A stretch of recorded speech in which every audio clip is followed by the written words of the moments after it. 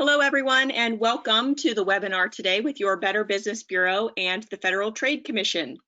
We hope you find today's topic useful in helping to protect your businesses, employees, remote workers, and even your community, family, and friends from scams and cons during this COVID-19 crisis. Some housekeeping notes: everyone in attendance is currently on mute.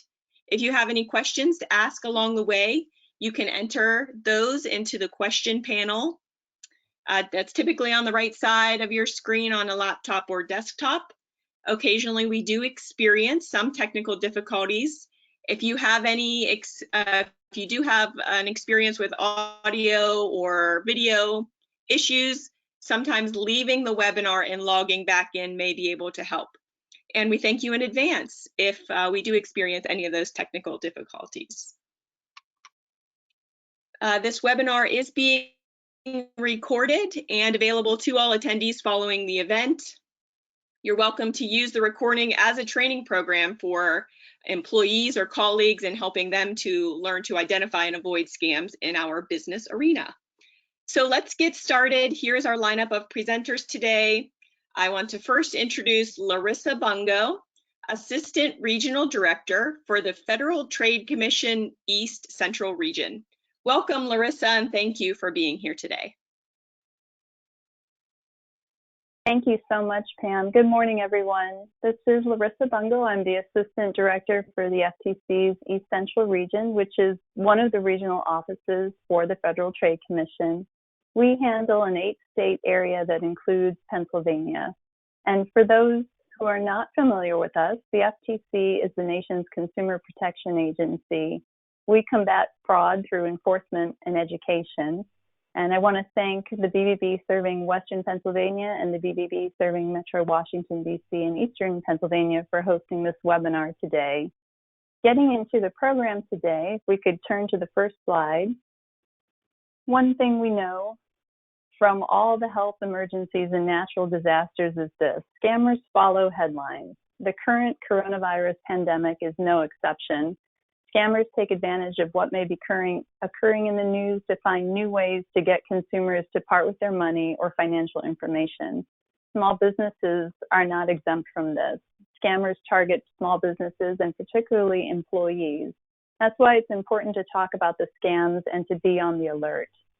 It's also important to report the scams you're seeing. The FTC is very interested in hearing from you about the types of COVID-19 scams you're seeing. By sharing what you see, you help law enforcers like the FTC take action and alert the public. Please report scams to ftc.gov complaint. Reporting is so important, even if you don't fall victim, because reporting what you see can save someone else from becoming victim. And it helps us very much in the work that we do.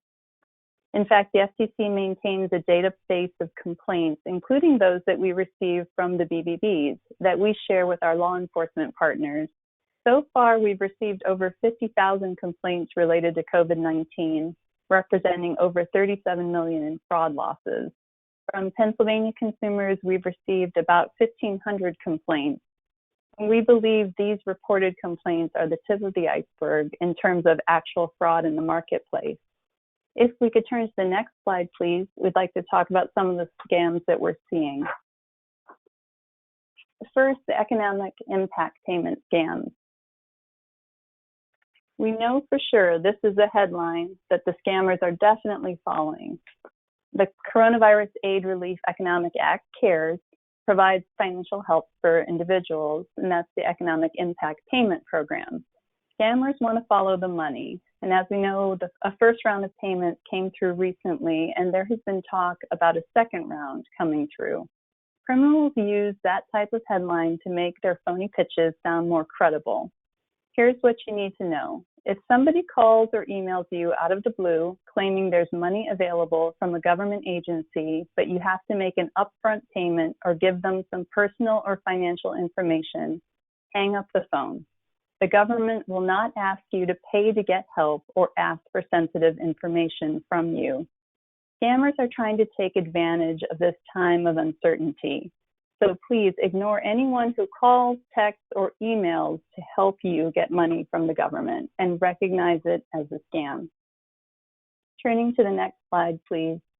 Government help for businesses. The CARES Act also includes financial help for businesses, including nonprofit organizations and churches with less than 500 employees. As a business owner, that's probably a headline you've noticed.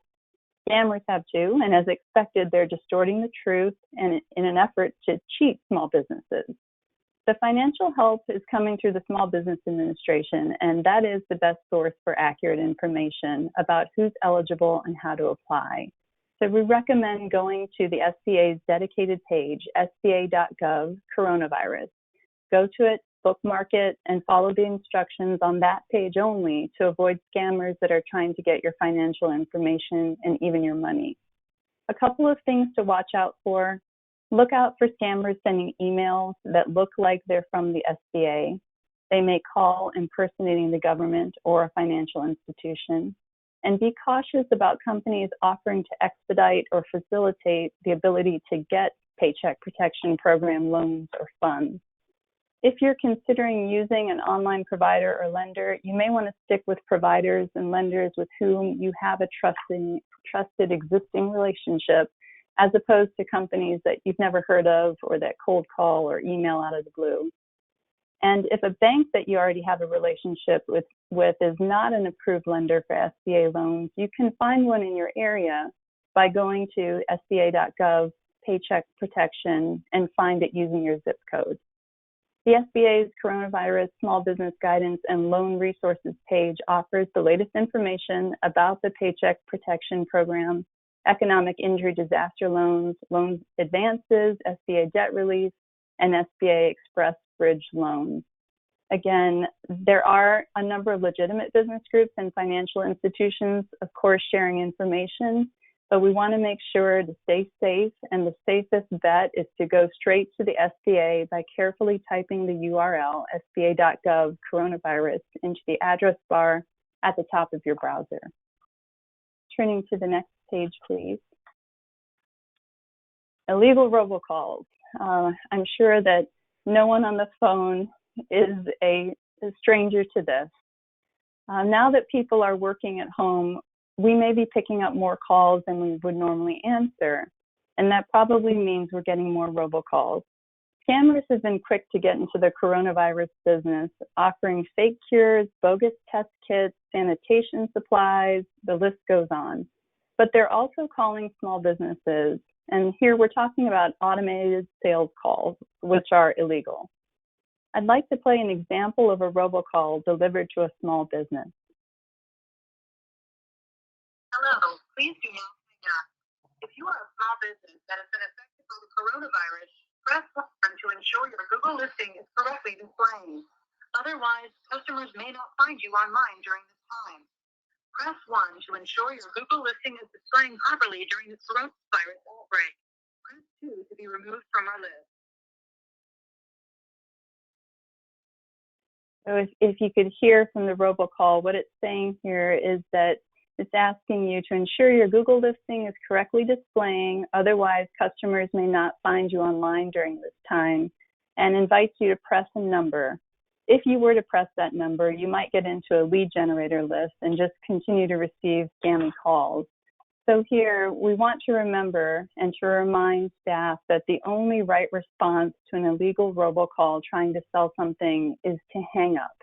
So please hang up on robocalls, block the number, and report the call to the Federal Trade Commission.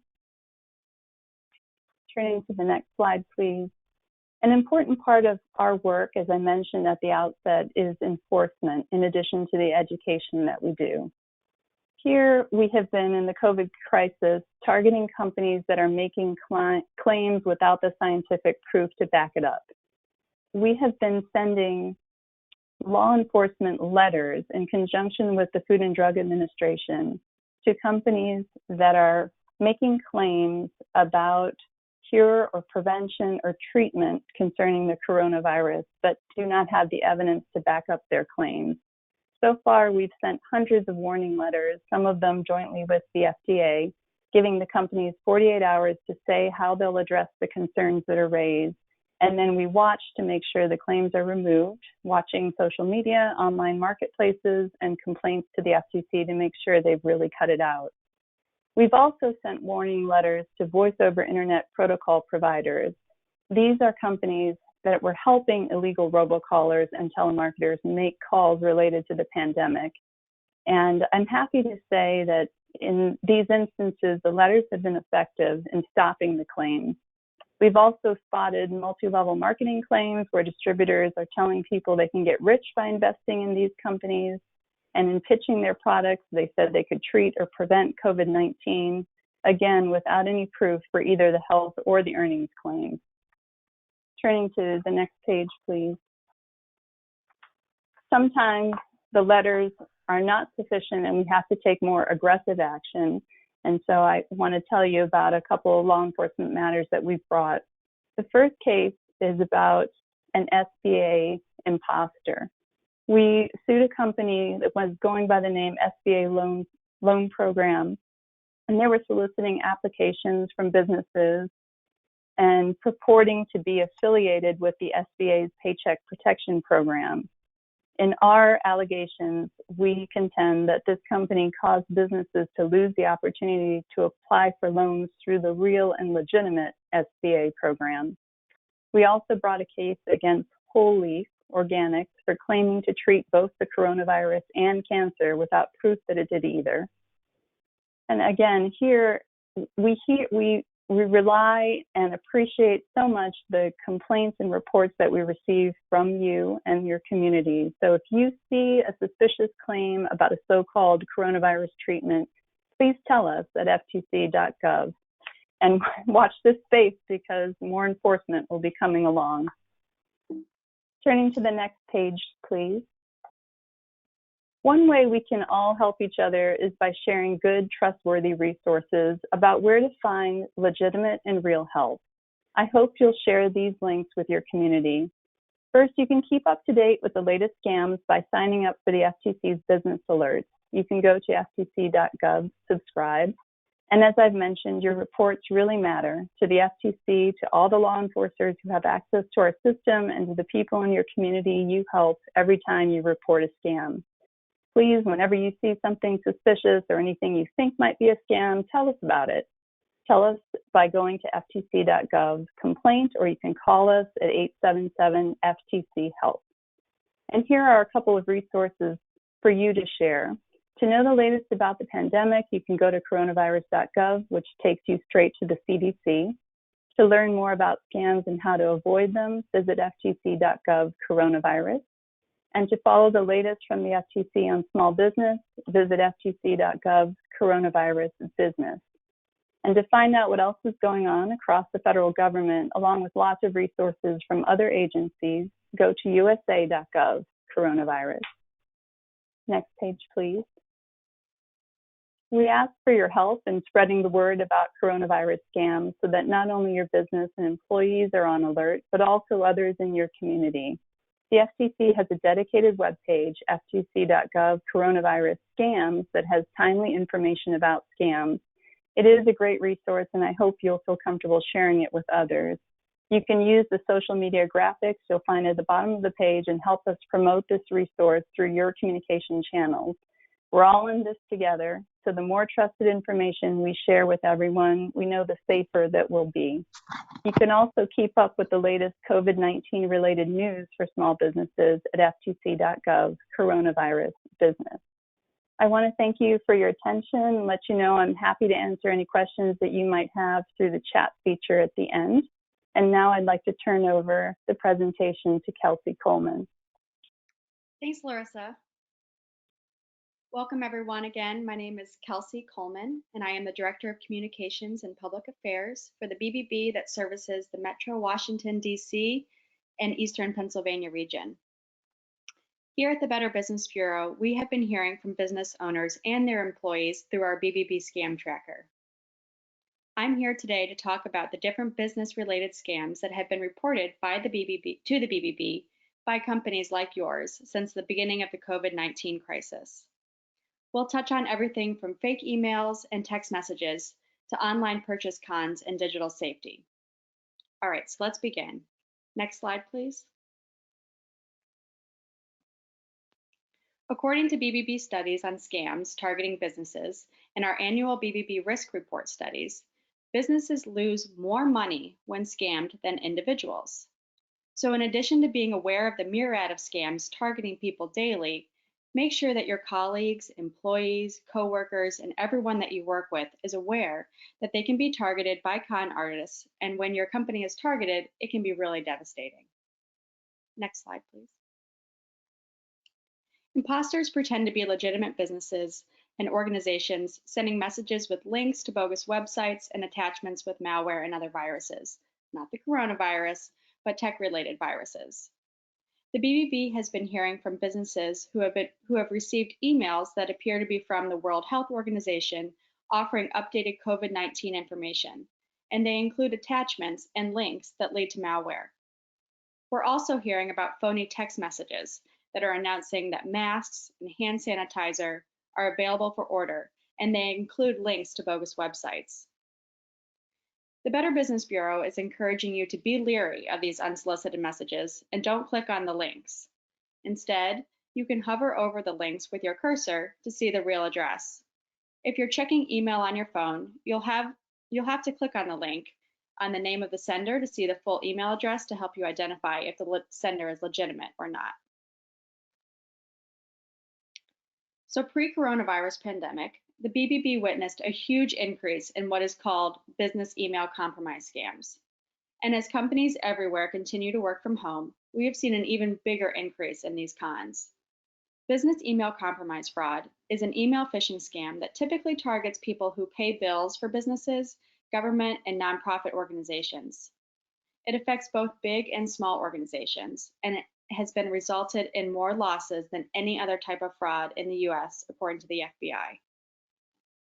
BEC fraud, as it's known, takes on many forms, but in essence, it's when the scammer poses as a reliable source and sends an email from a spoofed or hacked account to an accountant, HR rep, or financial officer, asking them to wire money, buy gift cards, or send personal information, often for a legitimate reason. If money or personal information is sent, it goes into an account controlled directly by the con artist. There are a variety of ways business email compromise scams may occur. Here are two real-life scenarios. In a recent BBB Scam Tracker report, a small business owner reported receiving a call from the state's unemployment office. They requested tax documents relating to employees who filed for unemployment due to COVID-19. And a small business owner wanting to help their employees through this tough time may oblige to the request. But luckily, this business owner was able to determine that it was a scam to steal their employees' personal information. In a second example, we received a report on what's called a direct deposit scheme. This is when a con artist poses as an employee and emails HR to ask if they can have their paycheck to be direct deposited into the new bank account that they've set up. The email looks like it's from the employee, so the HR rep asks the employee for the new information. The con artist provides the new bank account info to the HR rep, and the employee's next paycheck is then deposited into the con artist's account instead of the employee's actual real account. The most common defense against business email compromise scams is having a second method of communication to confirm instructions for financial requests, or for instance, a financial assistant might physically go to the CEO's office to confirm a large transfer or money or payment. Or the HR rep might actually call the employee requesting a change to a new direct deposit account to confirm the email.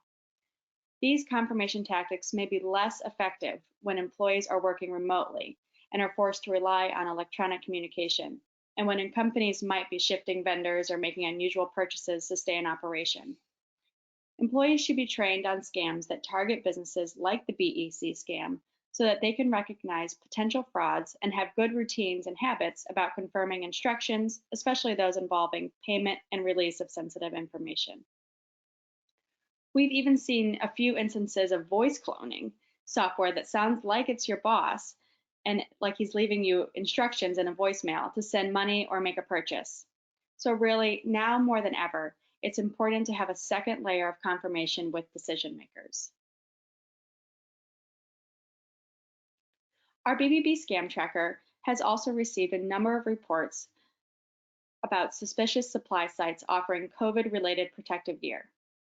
Individuals found websites through online searches and social media postings offering in-demand protective gear such as masks. In most of these online purchase scam reports, businesses or consumers who placed orders had their credit card or debit card charged for the purchase and they never received the product. They're now unable to contact or even find the website they placed the order on. These fake websites are a dime a dozen, and they come and go quickly. So now is not the time to be buying from unfamiliar websites. You can always check the legitimacy of a company or website on bbb.org. The BBB is glad to help you verify companies you do business with. Trust certainly is essential during this uncertain time. And with any website, verify that you're on a legitimate, secure, and encrypted site before entering any sensitive or personal information.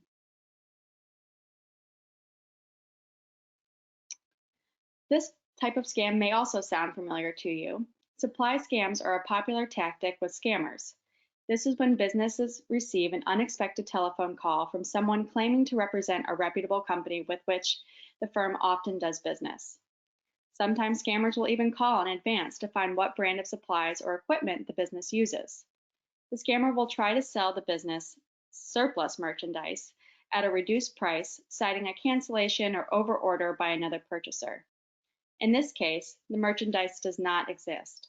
Sometimes the caller will claim that they're confirming an existing order, or they're verifying an address, or they're offering a free catalog or sample. Then, even when you don't think you've ordered anything, unordered merchandise arrives at your company's doorstep, and the scammer puts high-pressure demands to pay up. Fake invoices are similar. Businesses receive fake invoices demanding payment for products or services never ordered or received. The most common scams involve office supplies, website or domain hosting, and directory listings. Often, if you look closely, you'll see that the fine print identifies the bill as solicitation. Generally, the amount is small enough to not initially raise a red flag, and that's why it's so important to train your staff on these cons. Make sure that the people processing invoices or answering phone calls are aware of these scams. And here's one example of a business telling us about their fake invoice scam that they received. They say, it was a company calling stating that I owe them money for internet research that they did over the last year. I was busy during that time and didn't have time to look up the paperwork, so I paid them over the phone. I later found out that the company never did anything for me. Scammers are great at mimicking official seals, fonts, and other details. And that's why it's so important to create a process for inspecting invoices. Always check that the goods or services were both ordered and delivered before paying an invoice. And you may even want to designate a small group of employees with authority to approve purchases, receive shipments, and pay the bills. All right, and now I will turn it over to Pam to continue the presentation. Thanks, Pam. Thank you, Kelsey. With the shift from working in physical businesses to setting up our workspaces at home, cybersecurity and protecting that sensitive information has become critical. Working from home without IT help as readily available as we're used to could make us a little bit more vulnerable to those digital tricks and attacks. And as we're learning how to stay cyber secure, scammers are also devising new ways they can take advantage of any loopholes in our digital security. A couple ways remote workers and employees can help keep the ID thieves and cyber criminals at bay is to protect your devices. Make sure you have that proper protection software and a firewall. Keep security software up to date. I saw recently both the Zoom video conferencing and on my iPhone had recommended software updates. These updates are designed to keep up with the changing security needs and to help close any loopholes, and those should be updated when they are available. Secure your home network. Make sure your internet signal is password protected. Using a data signal is safer than using an unprotected Wi-Fi signal. And secure your sensitive documents and shred any sensitive documents. ID thieves will not stop at rummaging through garbage to find account numbers and other personal information. IT scams can also be included in this conversation. An employee gets an urgent message from someone claiming to be with your company's IT department.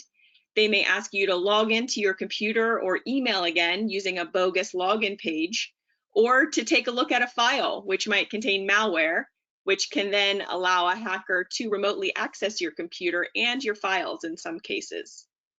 So it's important employees are trained to spot scams like these.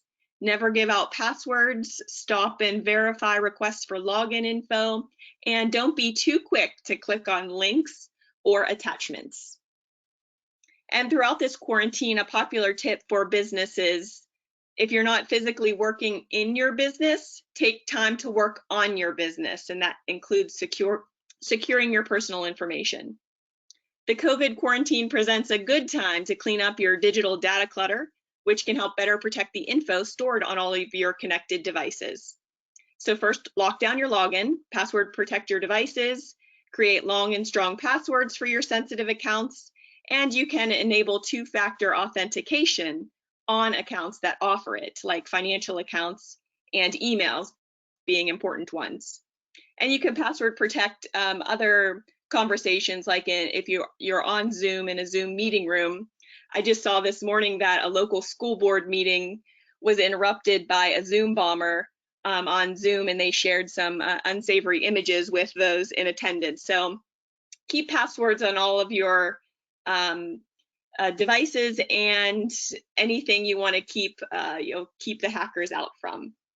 To update your software and your systems, we talked about this on last slide, protecting the employees from hackers and scammers. Having the most current software, web browsers, and operating systems are some of the easiest and fastest ways to protect your most sensitive assets. Number 3, back it up. Protect your personal and workplace data by making electronic copies or backups of your most important files. Ransomware is a scam that has affected local governments, school districts, and big and small businesses. If you back up your data, the ransomware con is far less damaging and expensive to handle. And 4, clean up your online presence. When was the last time you used all of the apps that are on your phone or tablet? Any unused apps should be deleted. When you download apps, take a look at the associated settings and permissions. I know it's a little bit tedious to read through privacy policies and settings, but some apps in their privacy policies say, by downloading this app, you grant us permission to use your phone contacts, access your email, sell your information, and know your location at all times. And what seems like harmless activities and some time wasters on social media could also be gateways to identity theft. So here are some quirky scams, specifically talking about social media quizzes and posts.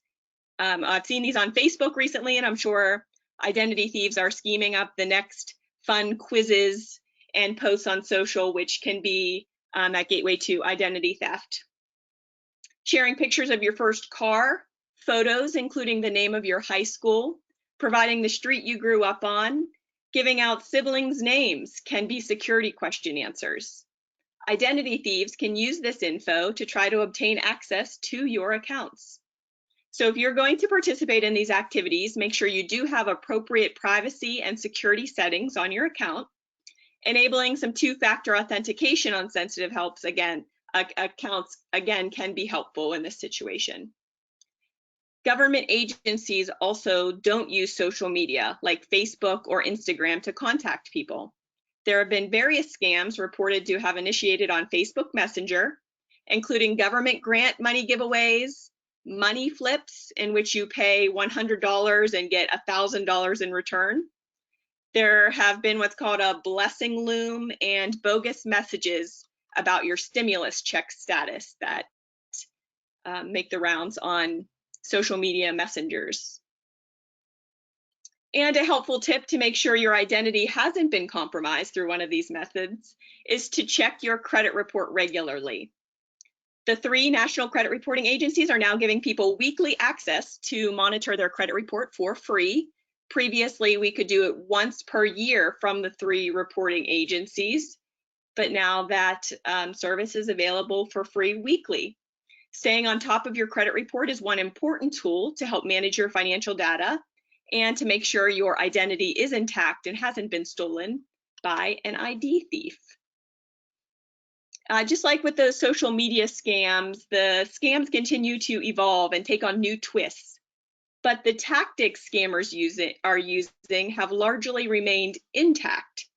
Scammers can use both high and low tech to harm businesses. The most common tactics are pretending to be someone the business trusts to appear credible and regain their trust, creating a sense of urgency to force businesses into making quick decisions before they have time to look into it, using scare tactics to get someone to click on a link or download an attachment. And untraceable payment methods may include wire transfers, requesting payment through gift cards. During quarantine, we're seeing more requests to pay with digital payment apps like Zelle or Venmo, or even PayPal Friends and Family. Those money transfer apps should only be used to send money to people you know and can trust. If you're buying something online or through social media and the seller requests payment via a Venmo or Zelle, it's very unlikely you'll be able to get your money refunded if it does end up being a scam. Those apps are intended to be used to send money to people you personally know rather than used as a widespread payment method. And according to BBB Scam Tracker reports during this pandemic, the most popular method for losing money to scams is number 1 through websites. Second most popular is social media. And third is losing money through email scams. The most common types of scams include those involved buying masks, then scams relating to stimulus and grant scams. The third most popular is job and employment scams. And finally, pet scams, in which people are looking to purchase pets like new puppies, kitties, and other pets through an online seller. Here are a couple examples of the reports that are recent to our area. This one was a grant scam. The resident reported a friend of hers messaged her on Instagram saying she was approved for an $80,000 grant, supposedly from an organization put together by the U.S. Attorney General. The correspondence became pushy, and so she checked with her friend who was messaging her, and her friend also realized that her account had been hacked, and the con artist was sending messages out on her behalf to try to obtain money or personal information from her Instagram friends.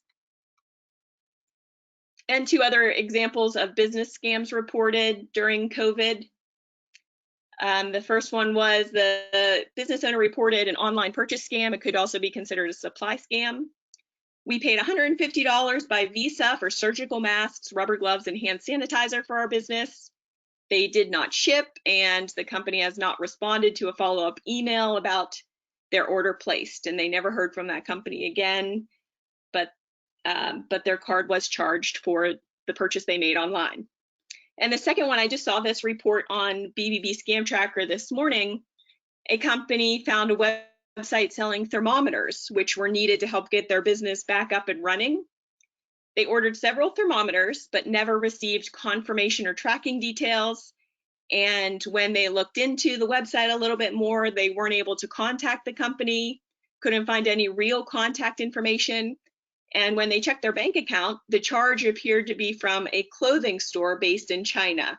So they were never able to contact that website again and never received their thermometers either. To find out about other scams happening in your community, you can visit bbb.org/scam-tracker. Reporting scams helps BBB, it helps the Federal Trade Commission, and it helps other law enforcement and regulatory agencies in tracking scams. BBB does share scam data with agencies like the FTC. And as you heard earlier from Larissa, your scam reports and complaint reports are followed up on. And in some cases, they do assist the FTC in identifying perpetrators. But scams and bad business practices that aren't reported, of course, can't be followed up on. So any instance of fraud it's important to report it. Reporting scams to Scam Tracker can also help with education. So we know what kind of scams are happening in our communities, and we can help spread the word and educate the public about ways that they may be targeted.